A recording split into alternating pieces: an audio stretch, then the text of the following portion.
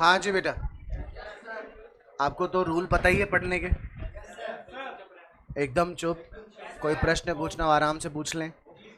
आपस में बातचीत करने की कहीं कोई आवश्यकता नहीं है। चलिए बेटे, लिखें चैप्टर का नाम एकल स्वामित्व व्यवसाय के अंतिम खाते। एकल स्वामित्व। बेटे आप ये एसी बंद कर दो बेटा। एकल स्वामित्व व्यवसाय के अंतिम खाते। दोबारा बोल रहा हूं, चैप्टर का नाम एकल स्वामित्व व्यवसाय के अंतिम खाते। पहले मेरे प्रश्न का जवाब दीजिएगा। बेटे आप हर साल पढ़ते आए हो ना, नर्सरी से लेकर आज तक पढ़ते ही जा रहे हो और आगे भी पढ़ते चले जाओगे। नर्सरी के एंड में भी आपने डेफिनेटली एग्जाम दिया ही होगा। आपको याद है नहीं लेकिन दिया होगा।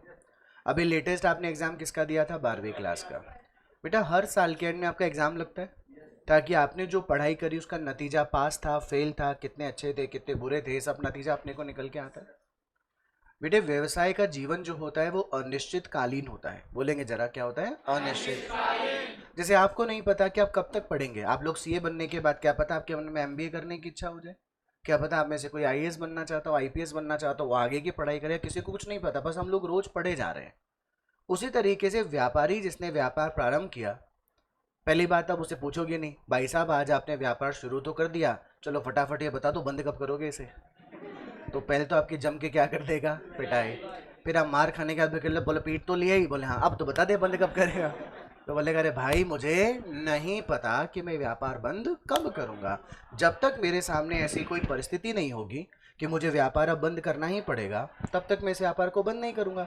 इस व्यापार को चलते चले रहने देंगे। समझ में आ गई? अब बेटा व्यापार में वास्तव में सही प्रॉफिट और लॉस कब पता चलता है? जब व्यापारी अपने व्यापार को बंद कर देता है, तब देखता है उसने लगाए इतने पैसे थे, फाइनली वो इतने निकाल रहा है। इतने लगाए थे इतने निकाले, ज्यादा लगाए थे कम निकाले लॉस, कम लगाए थे ज्यादा निकाले प्रॉफिट। लेकिन क्या आप उस दिन का इंतजार करोगे कि वो दिन कब आएगा? नहीं। इसलिए हम लोग हर साल के अंत में प्रॉफिट और लॉस कैलकुलेट कर लेते हैं, जिसे हम लोग हर वर्ष के अंत में अंतिम खाते बनाना बोलते हैं। क्या बोलते हैं बेटे? अब अंतिम खाते कंपनी भी बनाती होगी, एक पार्टनरशिप फॉर्म भी बनाती होगी, हिंदू अनडिवाइडेड फैमिली भी बनाती होगी, या फिर कोई एकल स्वामित्व वाला व्यक्ति भी बनाता होगा। बेटे बात समझ में आ रही है? पॉइंट ये आता है कि आप अपने अंतिम खाते बनाएंगे कब। भाई आपने कोई लेखांकन वर्ष तय कर रखा होगा। या तो अपना लेखांकन आप जनवरी से प्रारंभ करेंगे और समाप्त कब करेंगे? 31 दिसंबर को। या फिर आप प्रारंभ करेंगे 1 अप्रैल से और खत्म कब करेंगे? 31 मार्च। तो ये आपका लेखांकन वर्ष होगा बेटे। तो पहले लेखांकन वर्ष से संबंधित सभी लेन देनों का लेखा कर लें और 31 मार्च 31 दिसंबर के दिन अपने अंतिम खातों को बनाकर प्रॉफिट और लॉस कैलकुलेट कर लें। हमारे कोर्स में कंपनी के फाइनल अकाउंट्स नहीं है, पार्टनरशिप के फाइनल अकाउंट्स नहीं है। हमारे कोर्स में है सोल प्रोप्राइटरशिप के अंतिम खाते, एकल स्वामित्व व्यापार के अंतिम खाते।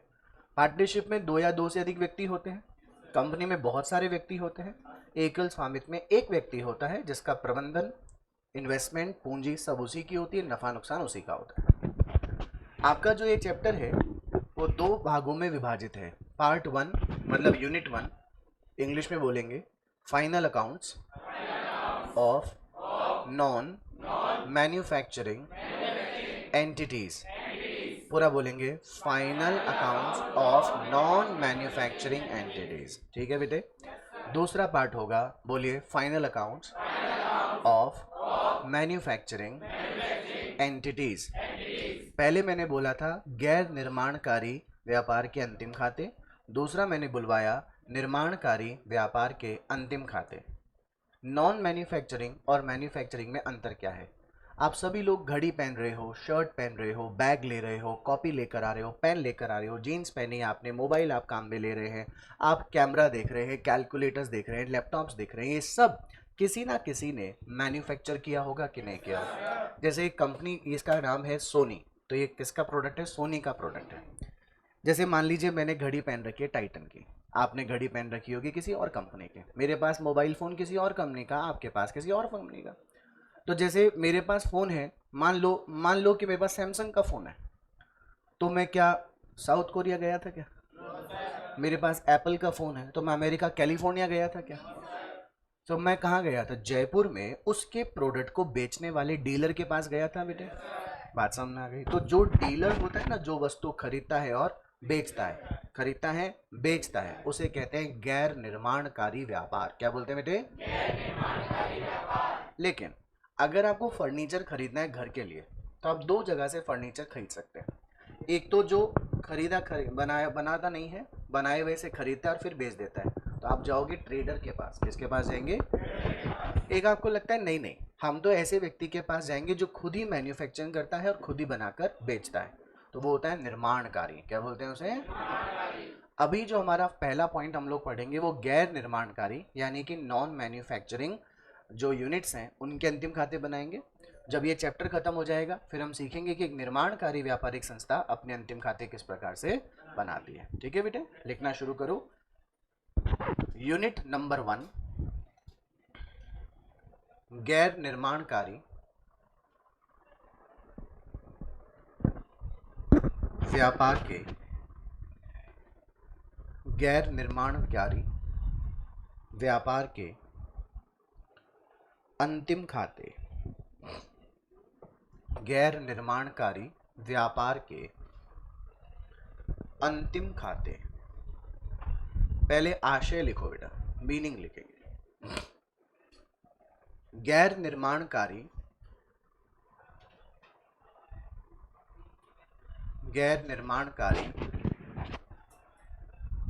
व्यापार से आशय,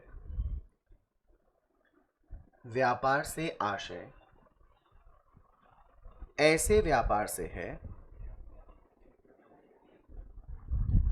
ऐसे व्यापार से है जिसमें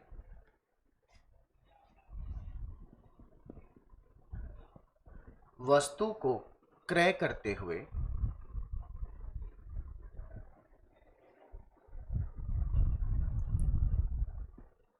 उसे पुनः बेचकर, वस्तु को क्रय करते हुए उसे पुनः बेचकर लाभ हानि की गणना, लाभ हानि की गणना की जाती है। सॉरी, लाभ हानि कमाया जाता है, गणना नहीं बेटा, लाभ हानि कमाया जाता है। पुनः बेचते हुए लाभ कमाया जाता है। पूर्ण विराम लिख लिया बेटे यहां तक। ऐसे व्यापार के, ऐसे व्यापार के अंतिम खातों के रूप में, ऐसे व्यापार के अंतिम खातों के रूप में निम्नलिखित तैयार किए जाते हैं। निम्नलिखित तैयार किए जाते हैं। बेटे इंग्लिश में लिखेंगे हम लोग। पहला, ट्रेडिंग अकाउंट। हिंदी में क्या बोलते हैं इसे? व्यापार खाता। पर आप केवल किस में लिखेंगे? इंग्लिश में। Trading account. दूसरा, लाभ हानि खाता, जिसे क्या बोलते हैं? P and L account. और तीसरा, चिट्ठा स्थिति विवरण, जिसे इंग्लिश में बोलते हैं बैलेंस शीट। ओके बेटे, तीन चीजें बनी। पहला ट्रेडिंग अकाउंट, दूसरा पी एंड एल अकाउंट, तीसरा बैलेंस शीट। आ गई बेटा बात समझ? अब 2 मिनट हम लोग इस trading account, P and L account और बैलेंस शीट पे थोड़ा डिस्कशन करेंगे। ये टॉपिक आपके लिए बिल्कुल भी नया नहीं है बेटा, 11वीं कक्षा में आप खूब बनाए थे, है ना? जब आप ट्रेडिंग अकाउंट बनाते थे तो ट्रेडिंग अकाउंट में आप लोग बिजनेस के कौन से एक्सपेंस लिखते थे? Direct expense. ट्रेडिंग अकाउंट का फॉर्मेट आपको मैं जैसे ही बनाऊंगा आपको वैसे ही याद आ जाएगा। आप लिखते थे सबसे पहले ओपनिंग स्टॉक, जिसमें से अगर कोई परचेज रिटर्न होती थी तो लेस कर देते थे। डायरेक्ट एक्सपेंस जैसे wages, carriage, freight, octroi, power, fuel, ये सब डायरेक्ट एक्सपेंस होते थे। इधर लिखते थे सेल्स। बेटा सेल्स नहीं बोलेंगे, क्या बोलेंगे? सेल्स। थोड़ा ठीक बोलिए, सेल्स। बिना मुंह बिगाड़े भी सेल्स बोली जा सकती है, सेल्स। ये मुंह बिगाड़ के बोला गया, सेल्स। बोलिए सेल्स, फिर से बोलिए। ओके। बाय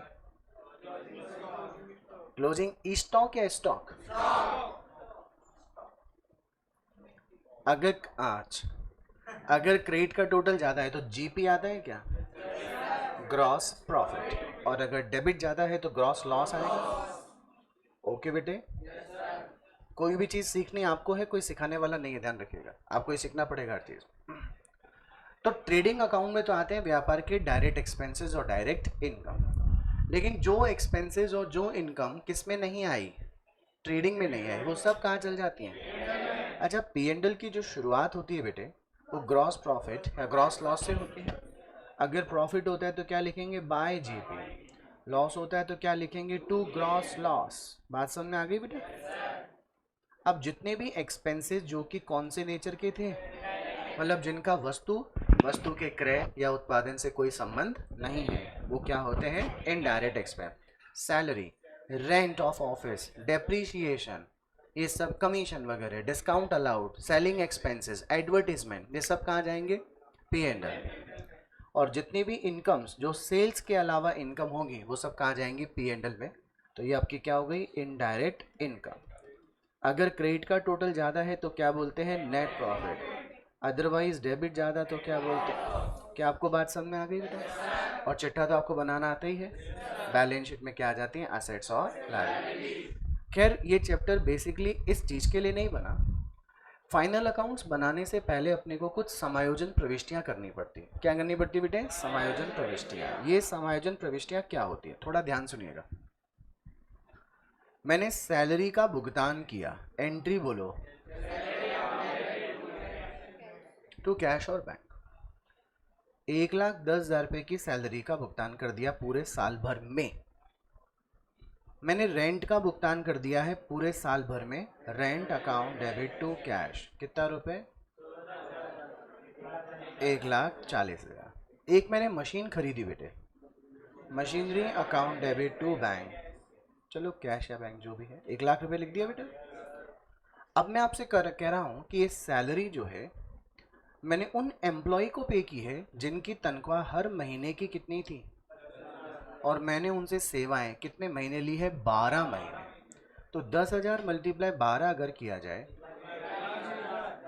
सैलरी नाम का खर्चा 1,20,000 आएगा। लेकिन आपको भुगतान कितना दिख रहा है? मैं कह रहा हूं मैंने जो भाड़ा दिया है, रेंट दिया है, वो कितने महीने का दिया है? 10,000 रुपए के हिसाब से 14 महीने का दिया है। लेकिन एक साल में तो कितने महीने होते हैं? 12। तब जाकर ये भुगतान कितना हो गया? 1,40,000। ओके बेटे। और इस मशीन को मैंने वर्ष के प्रारंभ में ही खरीद लिया था, तो मैंने कितने महीने से काम में लिया? 12 महीने। अब मुझसे कोई पूछे कि तुम्हारे इस चालू वर्ष के खर्चे कितने हैं, तो मैं खर्चा 1,10,000 का बताऊं सैलरी का, या 1,20,000 का बताऊं? 1,20,000 का। खर्चा तो 1,20 का ही हुआ है ना। आपसे पूछे तुमने खर्चे का भुगतान कितना किया, तो बोलो। बात समझ में आ गई? मैं तुमसे बोलूं कि मेरा रेंट का खर्चा कितना है? 1,20,000। हर महीने का किराया 10,000 है बेटा, तो मुझे भुगतान भी कितना ही करना चाहिए था। तो खर्चा तो 1,20 है, पर भुगतान कितना किया है? ओके बेटा, इनको तो अपन कहते हैं ट्रांजैक्शंस। क्या बोलते हैं बेटे? ये तो थी ट्रांजैक्शन एंट्रीज। अब अपने को करनी पड़ेगी एडजस्टमेंट एंट्री। क्या होती है एडजस्टमेंट एंट्री? जब हम लोग प्रॉफिट एंड लॉस अकाउंट बनाएंगे तो प्रॉफिट एंड लॉस की डेबिट साइड में हम लोग को क्या लिखनी पड़ेगी?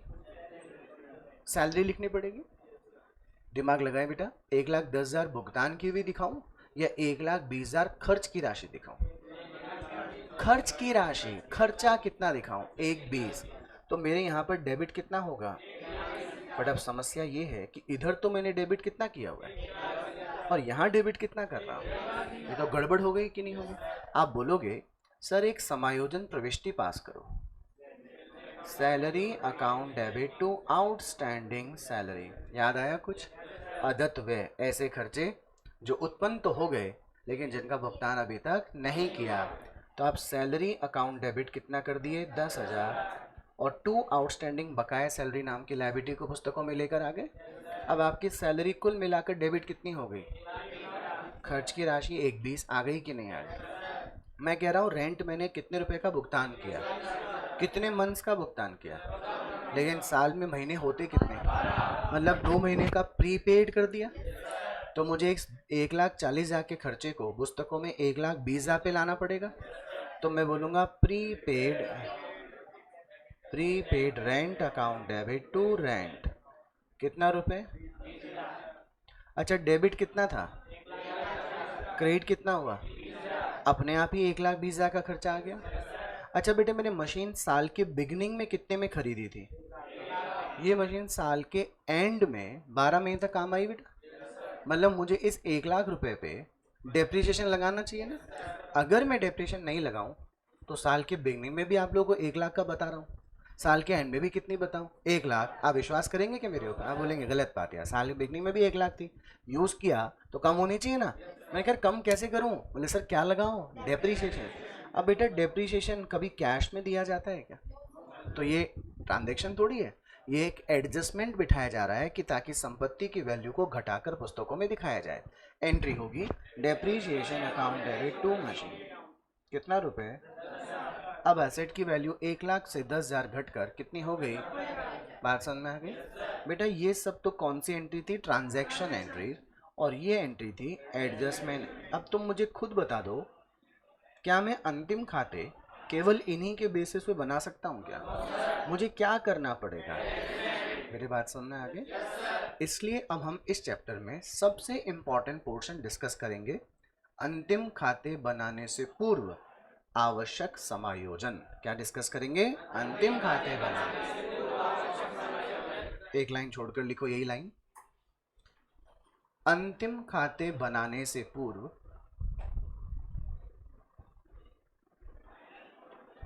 अंतिम खाते बनाने से पूर्व आवश्यक समायोजन।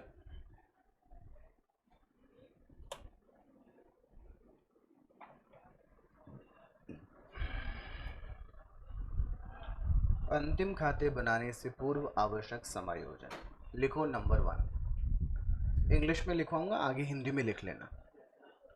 आउटस्टैंडिंग एक्सपेंसेस,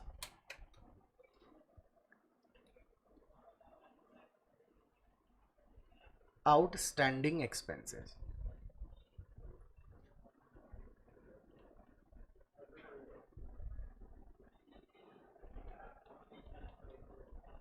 क्या नाम देते हैं हिंदी में, अदत्त व्यय, लिख लो अदत्त व्यय, अदत्त व्यय। दूसरा लिखो बेटे प्रीपेड एक्सपेंसेस,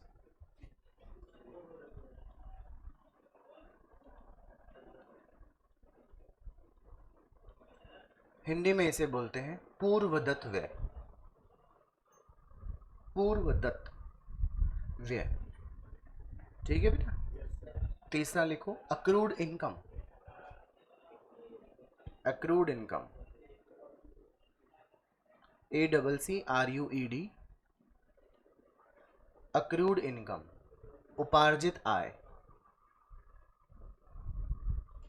उपार्जित आय,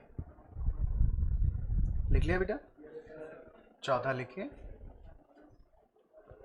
unearned income, UNEARNED, unearned income,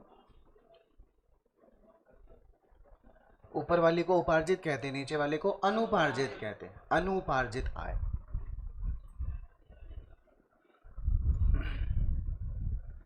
अब बाकी का सब कुछ इंग्लिश में लिखेंगे। Adjustment of closing stock,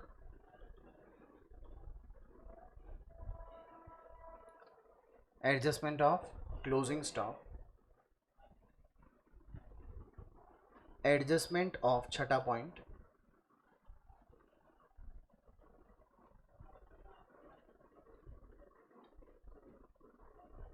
provision for bad debts, सुना होगा ये आपने। सातवां, adjustment of provision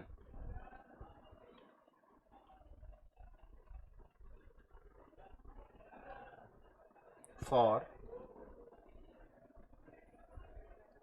discount on debtors, provision for discount on debtors. Number next,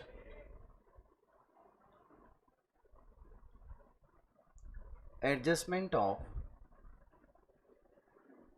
managers commission. बेटा ऐसा लाभ, ऐसा कमीशन देने से पूर्व, ऐसा कमीशन देने के पश्चात, याद आया होगा, बिफोर आफ्टर, दर बटा 100, दर बटे 100 प्लस दर। और बेटे नवा, अदर एडजस्टमेंट्स।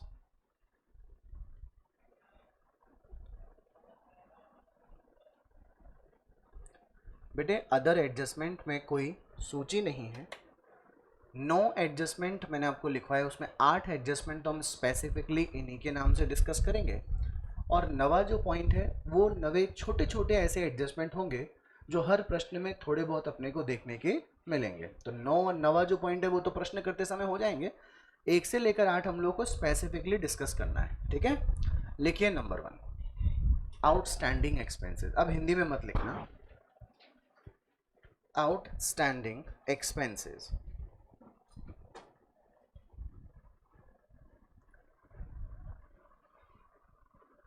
इसमें डैश करके लिखो, ऐसे व्यय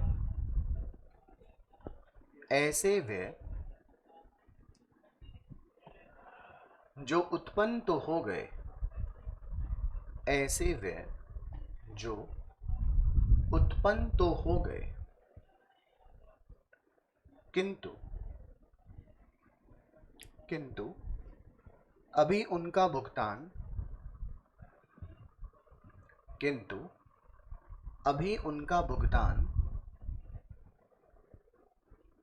किया जाना बाकी है, किंतु अभी उनका भुगतान किया जाना बाकी है, अदत्त व्यय कहलाते हैं। अदत्त व्यय कहलाते हैं। इनकी निम्न समायोजन प्रविष्टि होती है, इनकी निम्न समायोजन प्रविष्टि होती है। एंट्री लिखो बेटे, expense account debit, expense account debit to outstanding expenses account, expense account debit to outstanding expense account. Okay बेटे, जैसे मैंने अभी एग्जांपल दिया था कि मैंने सैलरी का खर्चा था तो 1,20,000 रुपये का, लेकिन मान लीजिए मैंने 1,00,000 रुपये ही भुगतान किया हुआ है, तो खर्चा आएगा 1,20,000, लेकिन पेड कितना है 1,00,000। तो मेरी बुक्स में डेबिट तो है 1,00,000, होना चाहिए था 1,00,000, तो मुझे 20,000 से बढ़ाना पड़ेगा। तो मैं एंट्री करूंगा सैलरी अकाउंट डेबिट 20,000। हो गया। अब बताओ मैं भुगतान कर चुका हूं या मुझे करना बाकी है? मेरी संपत्ति है कि मेरा दायित्व है? दायित्व डीआर होता है कि सीआर? एंट्री बोलिए, salary account debit to outstanding salary. बात समझ में आ गई बेटा? इस एंट्री का प्रभाव ये पड़ा कि खर्चे खाते का तो शेष बढ़ जाएगा और आउटस्टैंडिंग सैलरी बैलेंस शीट की लायबिलिटी में आ जाएगी। बात समझ में आ गई बेटा? Number 2, prepaid expense. बेटा प्री का मतलब होता है पहले, पेड का मतलब होता है भुगतान, यानी आपने पहले ही भुगतान कर दिया। प्रीपेड एक्सपेंस ऐसे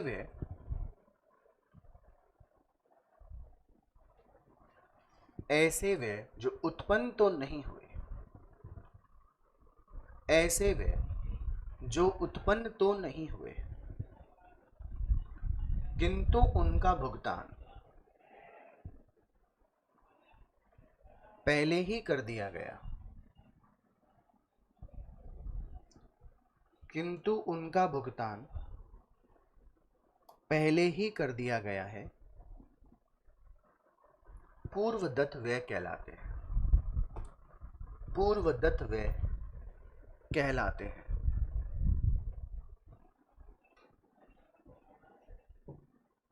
हाँ बेटे, लिख लिया आपने। इसकी निम्न समायोजन प्रविष्टि,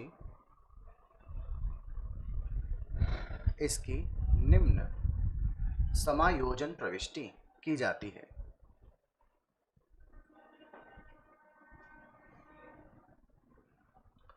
एंट्री लिखो बेटे। Prepaid expense account debit, prepaid expense account debit to expense account.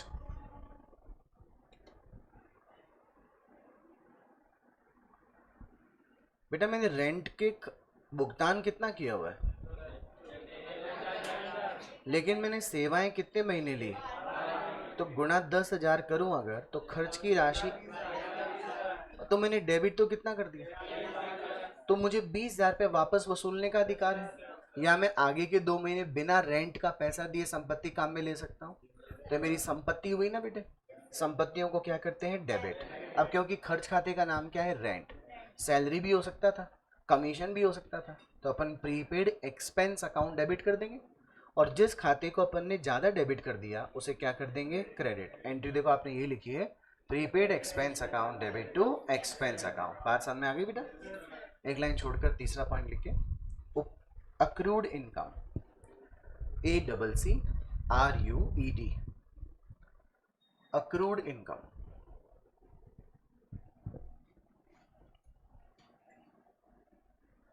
ऐसी आय जो कमा तो ली गई हो, ऐसी आय जो कमा तो ली गई हो, किंतु अभी तक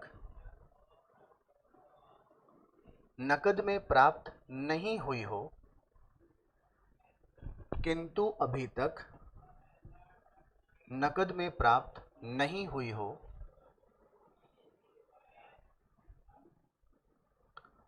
उपार्जित आय कहलाती है। उपार्जित आय कहलाती है।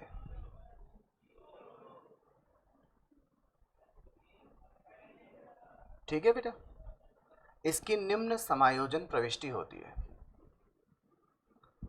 इसकी निम्न समायोजन प्रविष्टि होती है।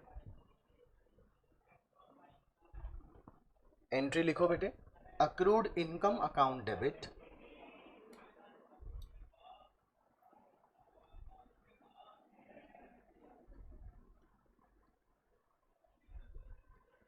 टू इनकम अकाउंट,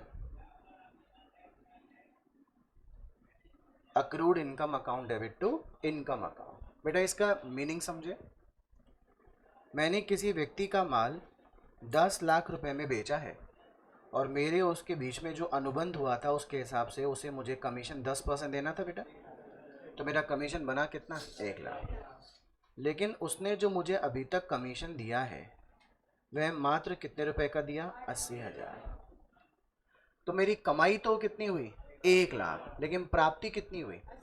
तो मेरी बुक्स में इनकम मैं 80,000 दिखाऊंगा या 1 लाख दिखाऊंगा, लेकिन बुक्स में रिकॉर्डेड कितनी है, तो मेरे को 20,000 अभी भी प्राप्ति का अधिकार है ना। तो मैं एंट्री करूंगा, अक्रूड कमीशन अकाउंट डेबिट कितना रुपए, 20,000 टू कमीशन अकाउंट 20,000। बात समझ आई बेटे। इसे कमीशन जो पहले से क्रेडिट 80,000 था, 20,000 से डेबिट होकर कितना हो जाएगा, 1 लाख। और चूंकि मुझे प्राप्ति का अधिकार है, वो मैं उसे डेटर बना लूंगा जिससे मुझे पैसा लेना था, इसलिए मैंने अक्रूड कमीशन नाम की इनकम को, असेट को डेबिट कर दिया। एम आई क्लियर बेटा। एक लाइन छोड़िए, लिखिए अनअर्न्ड इनकम, अनअर्न्ड इनकम। ये जो अपन ने ऊपर पढ़ा है ना, ठीक इसका उल्टा क्या है, अनअर्न्ड इनकम है। सही बोल रहा हूं मैं। लिखो, ऐसी आय जिसे कमाया ना गया हो ऐसी आय जिसे कमाया ना गया हो किंतु किंतु उसका भुगतान किंतु उसका भुगतान पहले ही हो गया हो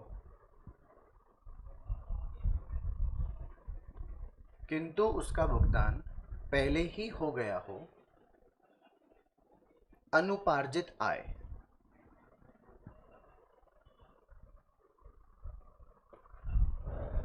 अनुपार्जित आय कहलाती है। कौन सी आय कहलाती है बेटा? अनुपार्जित। इसकी निम्न समायोजन प्रविष्टि होती है।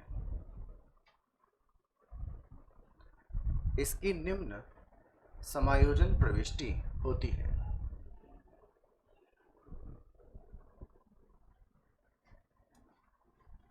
लिखो बेटे, income account debit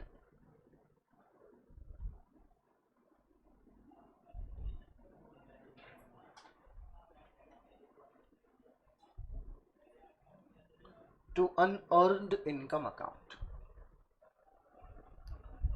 income account debit to unearned income account. अब इसका लॉजिक देखना बेटा। अच्छा, मुझे कमीशन की इनकम कब होनी चाहिए थी? जब मैं काम करूंगा उसके बदले ही मुझे पैसा मिलना चाहिए। मैंने कहा जी देखो, मैं काम तो कर दूंगा लेकिन आपको मुझे कुछ पैसे एडवांस देने होंगे। तो मान लीजिए मुझे कितने पैसे मिल गए एडवांस? 25,000। मेरी बुक्स में एंट्री क्या हो गई होगी? Cash account debit to commission. कितने रुपए आ गई बेटे बात समझ? लेकिन अंतिम खाते बनाए जाने की तिथि तक मैंने वो कार्य अभी तक पूरा नहीं किया। तो क्या जो मुझे पैसे मिले हैं 25,000, क्या वो मेरी आय हो गई है? वो तो दायित्व है मेरा। तो मेरी इनकम तो जीरो हुई ना बेटे। लेकिन बुक्स में रिकॉर्ड कितने से हो गई? हटाना पड़ेगा मुझे से। इनकम का नेचर क्या होता है? क्रेडिट। अब मुझे उसे कम करना है, क्या कर दूं? डेबिट। तो मेरी इनकम का नाम क्या है? कमीशन। Commission account debit 25,000। अच्छा, ये मेरा दायित्व है ना बेटा? या तो तू ये पैसे लौटा दे, और अगर तू नहीं लौटाएगा तो तुझे काम करना पड़ेगा। तो तुम्हारे सर पे बोझ हो गया कि नहीं हो गया? एंट्री बोलेंगे commission account debit to unearned commission account, income account debit to unearned income account. बात समझ में आ गई बेटा? चारों एंट्री बहुत इजी थी। अब जो आगे का पॉइंट हम डिस्कस करेंगे वो बहुत इंपॉर्टेंट है, ध्यान सुनिएगा। लिखो point number 5, adjustment of closing stock. छोटी सी थ्योरी है, पहले वो लिख लो फिर समझ लेंगे।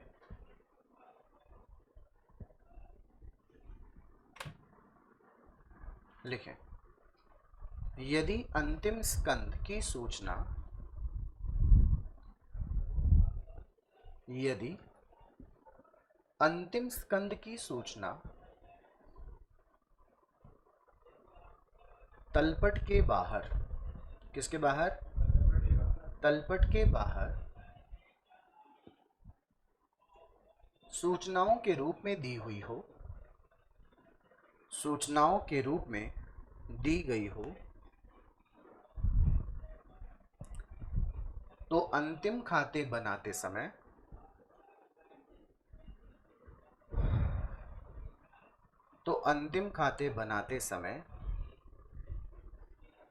इसे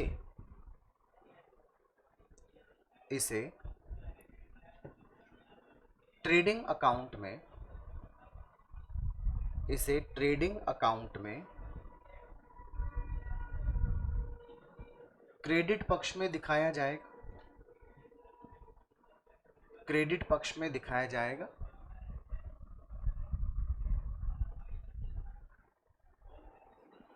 तथा चिट्ठे में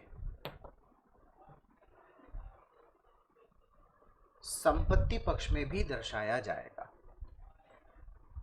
तथा चिट्ठे में संपत्ति पक्ष में भी दर्शाया जाएगा। लिख लिया बेटे यहां तक?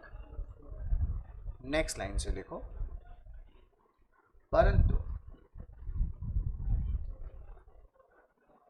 यदि अंतिम स्टॉक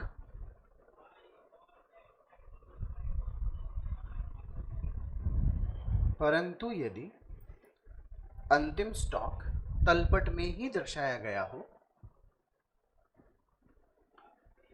तलपट में ही दर्शाया गया हो, तो इसे केवल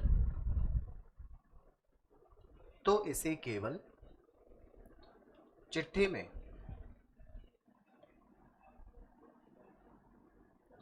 संपत्ति पक्ष में ही दर्शाया जाएगा। तो इसे केवल चिट्ठी में संपत्ति पक्ष में ही दर्शाया जाएगा। पूर्ण विराम। अब कॉन्सेप्ट तो थोड़ा रुक के बता रहा हूं, पहले एग्जाम में अगर प्रश्न आए तो इसका आंसर कैसे होगा। एक ट्रायल बैलेंस है बेटा, इस ट्रायल बैलेंस के बाहर आपको सूचनाओं में इंफॉर्मेशन में क्या गिवन है, अगर तो फिर आप क्लोजिंग स्टॉक जब क्या बनाएंगे, ट्रेडिंग अकाउंट, तो ट्रेडिंग के क्रेडिट में भी क्या लिखेंगे और चिट्ठे में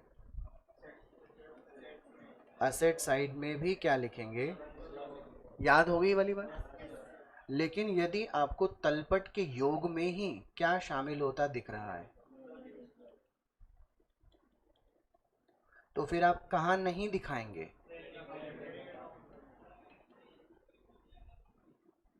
क्लोजिंग स्टॉक नहीं आएगा, केवल कहां आएगा, बैलेंस शीट में, एसेट साइड में। याद रहेगी ये बात। बट अभी ऐसा होता क्यों है, अब वो समझेंगे अपन लोग। ठीक है, रेडी? देखो बेटे, फटाफट जवाब दीजिएगा। बेटा वर्ष के दौरान खरीदे गए कुल माल का राशि है 10 लाख, टोटल परचेज कितना है, 10 लाख।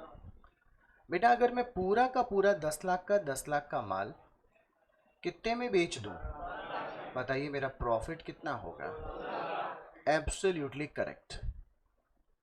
ट्रेडिंग अकाउंट बना दूं एक, ट्रेडिंग के डेबिट में क्या लिख दें, 2 परचेज कितना रुपीस, इधर क्या लिख दें,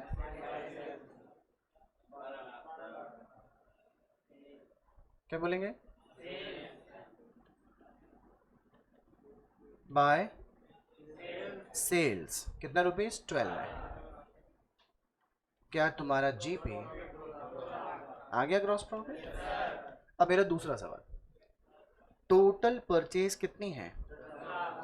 बेटा यदि इस 10 लाख रुपए में से 8 लाख रुपए के क्रय मूल्य का माल कितने में बेचा गया, चलिए बताइए प्रॉफिट कितना होगा, 4 लाख होगा या अभी भी 2 लाख होगा। मतलब आप मुझे कह रहे हैं कि विक्रय मूल्य में से बेचे गए माल का मूल्य ही लेस कीजिए सर, ऐसा मत कीजिए कि विक्रय मूल्य में से टोटल खरीदा हुआ, वो गलत हो जाएगा। बेटे बात समझ में आ गई। तो आपका प्रॉफिट जो है वो कितना आया, आई बेटे बात समझ। अब मैं इस वाली सूचना के आधार पर क्या बना रहा हूं, ट्रेडिंग अकाउंट। बताना मुझसे कहीं गड़बड़ तो नहीं हो रही ना। 2 परचेज कितना रुपए, 10 लाख, बाय सेल्स, यार ये तो जीपी 2 लाख ही आ रहा है। अब कुछ बोल रहे हो आप लोग, बोल रहे हो कि क्लोजिंग स्टॉक को क्रेडिट करो सर, बोलने जा रहे हो ना। अच्छा ठीक है, बाय कितना रुपए, अब क्या आया, आर यू श्योर, कितना रुपए, बिल्कुल सही था। अब इसी से दूसरा सवाल, ट्रेडिंग अकाउंट बना रहा हूं आपकी बात में, 2 लिख दिया, 8 लाख मैंने, बाय क्लोजिंग स्टॉक लिख दूं, अरे लिख लें दो यार, नहीं लिख सकता क्यों, हाँ जी, अरे बचा तो है ना नालायक, 10 लाख का माल खरीदा था, 2 लाख का बचा है ना अभी। हाँ आपने वही परचेज लिखी है जो बेची है। अब आप ऊपर वाले में तो आपने जो टोटल खरीदी थी वो लिखी थी, मतलब उसमें बेचे हुए 8 लाख भी शामिल थे और ना बिके हुए भी 2 लाख शामिल थे। सही बोला मैं? इस 10 लाख में दो तरह की परचेज है, मेरे साथ बोलेंगे खरीदी और बेच दी। कितने रुपए की? खरीदी पर नहीं बेची, कितने रुपए की? तो जब टोटल में खरीदी और नहीं बेची शामिल हो गई तो जो नहीं बेची थी उसे निकालना पड़ेगा ना। पर सर आपने इसमें जो खरीदी वही बेची हुई दिखाई है ना, जो खरीदी परंतु नहीं बेची वो नहीं दिखाई। तो जब डेबिट में जो खरीदी परंतु नहीं बेची नहीं दिखाई तो उसे क्रेडिट में से भी निकालने की जरूरत नहीं है। क्या अभी भी आपका आंसर जी पे? बेटे बात समझ में आ गया? पहला एग्जाम्पल समझ में आ गया ना? अब दूसरा, बहुत ध्यान समझिएगा बेटे।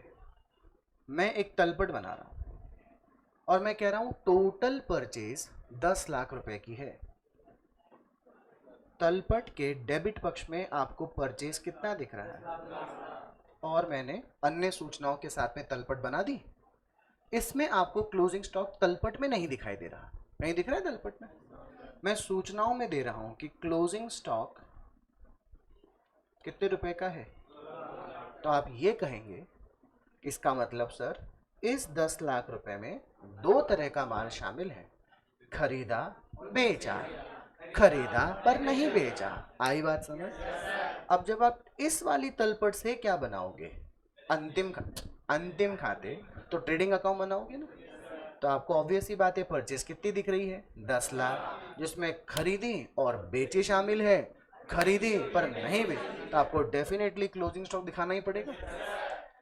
परंतु अब आपको मैं परचेज दो टुकड़ों में बांट के दिखा रहा हूं। पहली और अर्थात मैंने 10 लाख के दो टुकड़े कर दिए, खरीदी बेच दी, खरीदी नहीं बेची, टुकड़ों में दिखा दिया ना मैंने। अब जब मैं इस वाली तलपट से क्या बनाऊंगा? ट्रेडिंग। अरे बैलेंस शीट नहीं रहे, क्या बनाऊंगा? ट्रेडिंग। बैलेंस शीट तो मैं बोला ही नहीं अभी तक। क्या बनाऊंगा? ट्रेडिंग। तुम्हारे आंखों के सामने ऐसे तो बनाया था। परचेज कितनी लिखूं? क्या मुझे क्लोजिंग स्टॉक लेस करने की जरूरत है? क्योंकि आपने परचेज उठाई कौन सी है? जो खरीदी और बेची। अब तलपट को ध्यान से देखिए। जब तलपट में क्लोजिंग स्टॉक नहीं दिखाया गया तो जो परचेजेस हैं वो टोटल परचेजेस हैं। सही बोला क्या मैं राइट रिपीट नहीं करूंगा बेटा, बहुत आराम से तसल्ली से पढ़ा रहा हूं, ध्यान सुनिएगा। अगर आपको क्लोजिंग स्टॉक तलपट में गिवन नहीं है, पहले वाले केस में देखो, क्या तलपट में दिख रही है? क्या तलपट के बाहर? तो जो परचेज है वो टोटल परचेज है, जिसमें खरीदा बेचा, खरीदा पर नहीं बेचा, दोनों शामिल है। मैं सही बोला बेटे? लेकिन आपको दूसरी तलपट में क्या परचेज के साथ साथ क्लोजिंग स्टॉक भी दिख रहा है? मतलब मतलब टोटल परचेज तो है 10 लाख, जिसमें आपने दो टुकड़े अलग अलग कर दिए। 8 लाख वो परचेज जो खरीदा और बेचा, 2 लाख की वो परचेज जो खरीदी पर नहीं बेचा। अलग अलग दिख रही है ना?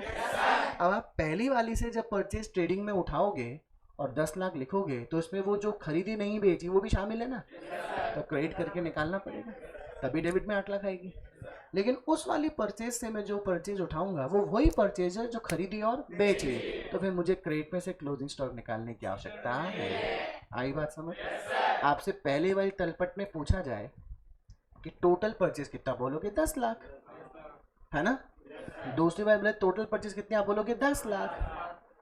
अरे 10 लाख, इधर तो 8 लाख। अरे भाई टोटल तो 10 लाख ही थी, इसके दो टुकड़ों में विभाजित कर दिया। बेटे दुकानदार से क्या बोलते हो? भाई साहब हाँ जरा 2 लाख का क्लोजिंग स्टॉक देना, ऐसा बोलते हैं? दुकानदार बोलेगा भाई साहब हमारे पास तो नहीं है, आगे दुकान से ले लो। हम आगे की दुकान पे गए, भाई साहब 2 लाख का जरा क्लोजिंग स्टॉक बांध दो। बोलेगा यार क्लोजिंग स्टॉक क्या होता है? भाई साहब आगे से ले लो। अरे कोई देगा क्या मुझे? क्लोजिंग स्टॉक वही तो है जो खरीदा परंतु नहीं बेच सका। तो ये खरीदी गई वस्तु का ही भाग हुआ कि नहीं हुआ? एक क्वेश्चन पूछ लो बेटे, प्लीज यार सही जवाब देना। हाँ प्लीज बोला, मेरे प्लीज की लाज रखना बेटे। परचेज कितनी दिख रही है? क्लोजिंग स्टॉक तलपट में किधर है? बाहर। क्लोजिंग स्टॉक कितना रुपए? बताओ टोटल परचेज। बार इसमें खरीदी और बेची भी 12 लाख, खरीदी और नहीं बेची 3 लाख शामिल है। Understood? Now next trial balance. Purchases कितने की? और उसी के साथ क्या दे दिया गया? कितना रुपए? टोटल परचेज कितनी? 13 लाख, जिसमें 9 लाख खरीदी और बेची और खरीदी पर नहीं बेची अलग अलग हो रखी है। आई बात समझ? Very good. Illustration number 1।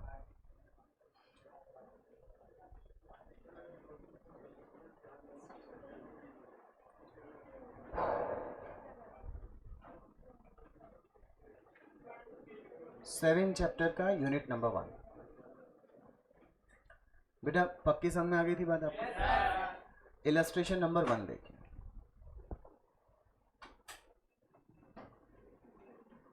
आने वाला है बेटा? आ गया। मेरे को ये पहला लाइन, पहला शब्द लिखा हुआ बताओ क्या लिखा हुआ है? बस बस बस बस, आपको पता चल गया कि प्रश्न में क्या दिया हुआ है? Trial balance. अब आप देखो ट्रायल बैलेंस में परचेज कितनी है? 10 लाख और सेल्स कितनी है? 12 लाख। भाई परचेज डेबिट होती है, एक्सपेंस होता है। सेल्स आपकी इनकम होती है, क्रेडिट होती है।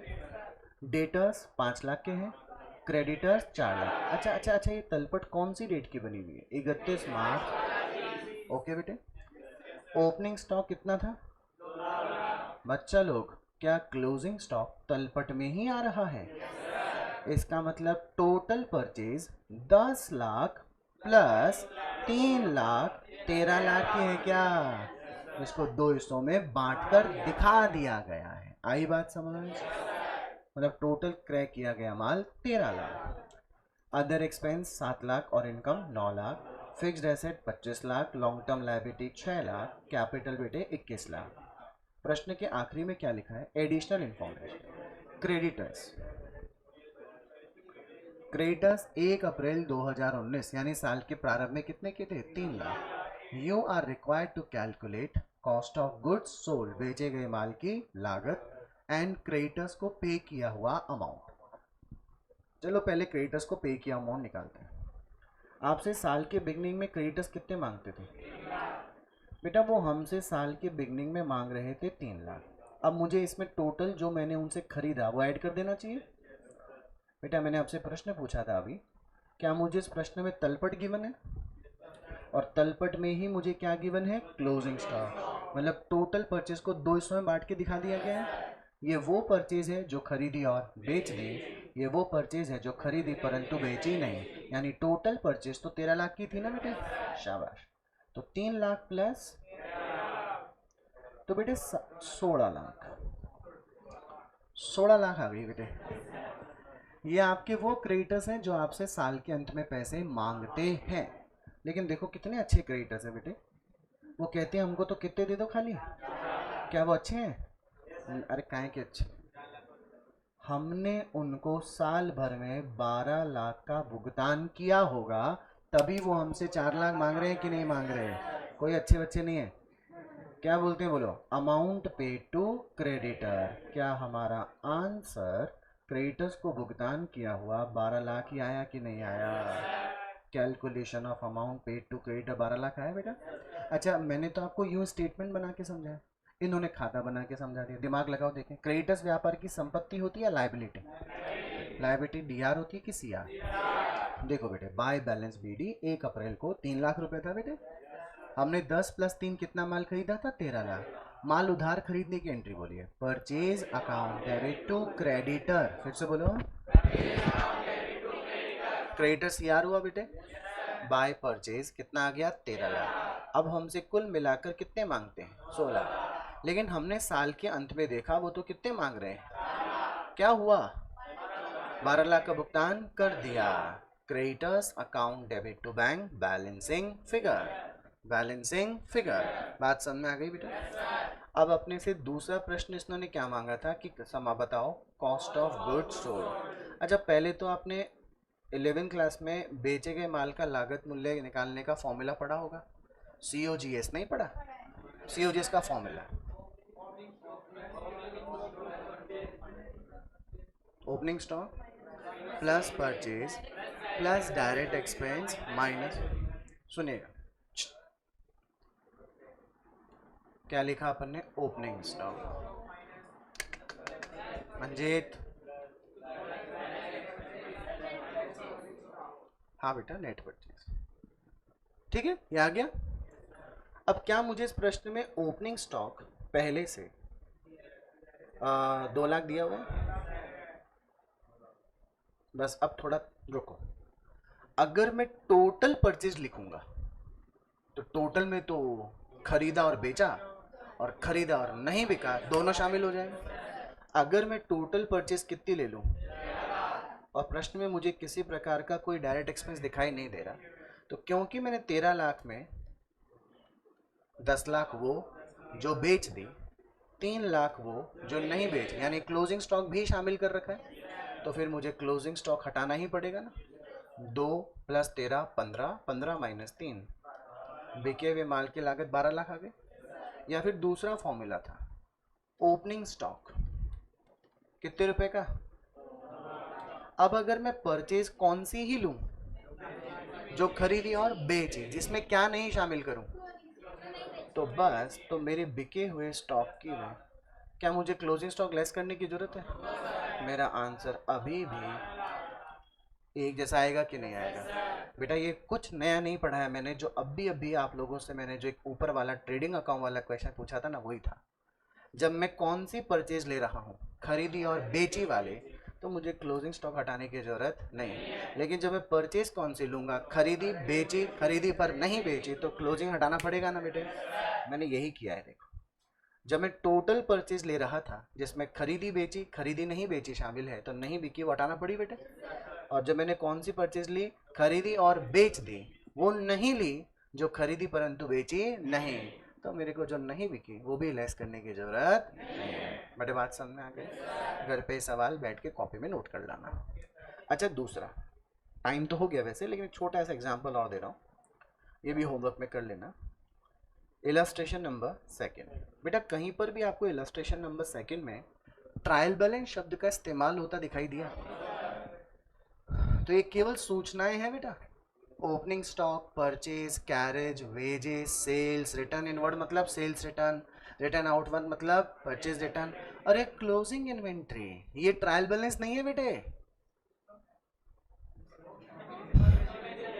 ट्रायल बैलेंस नहीं है, मतलब वो जो परचेज है ना वो टोटल परचेज है। कौन सी परचेज है?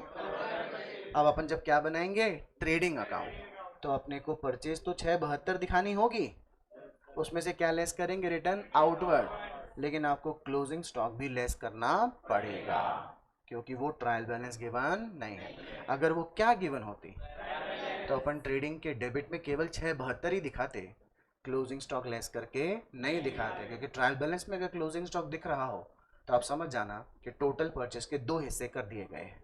लेकिन अगर ट्रायल बैलेंस में क्लोजिंग स्टॉक नहीं दिख रहा तो टोटल परचेस के 2 हिस्से नहीं किए गए। बात समझ में आ गई? पहला और दूसरा कॉपी में करके लेकर आएंगे। अंडरस्टूड? चलो कल मिलते हैं। ओके बेटा।